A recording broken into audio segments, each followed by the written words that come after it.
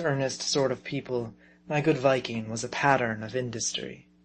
When in the boats after whales, I have known him carry along a roll of sinnate to stitch into a hat.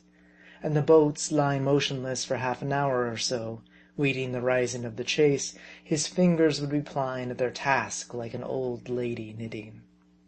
Like an experienced old wife, too, his digits had become so expert and conscientious that his eyes left them alone, deeming optic supervision unnecessary. And on this trip of ours, when not otherwise engaged, he was quite as busy with his fingers as ever, unraveling old Cape Horn hose for yarn wherewith to darn our woolen frocks, with great patches from the skirts of a condemned reefing jacket, paneling the seats of our ducks. In short, veneering our broken garments with all manner of choice old broadcloths. With the true forethought of an old tar, he had brought along with him nearly the whole contents of his chest. His precious ditty-bag, containing his sewing utensils, had been carefully packed away in the bottom of one of his bundles, of which he had as many as an old maid on her travels.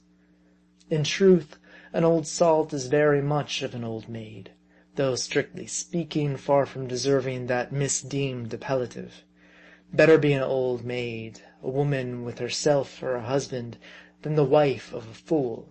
And Solomon more than hints that all men are fools, and every wise man knows himself to be one. When playing the sempstress, Jarl's favorite perch was the triangular little platform in the bow, which, being the driest and most elevated part of the boat, was best adapted to his purpose.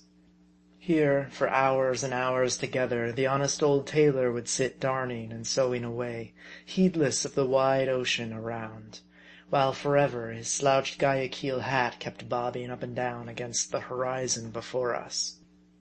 It was a most solemn avocation with him. Silently he nodded like the still statue in the opera of Don Juan.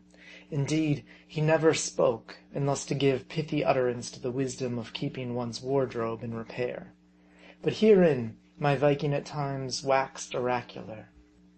And many's the hour we glided along, myself deeply pondering in the stern, hand upon helm, while cross-legged at the other end of the boat Jarl laid down patch upon patch, and at long intervals precept upon precept, here several saws, and there innumerable stitches. End of chapter 15.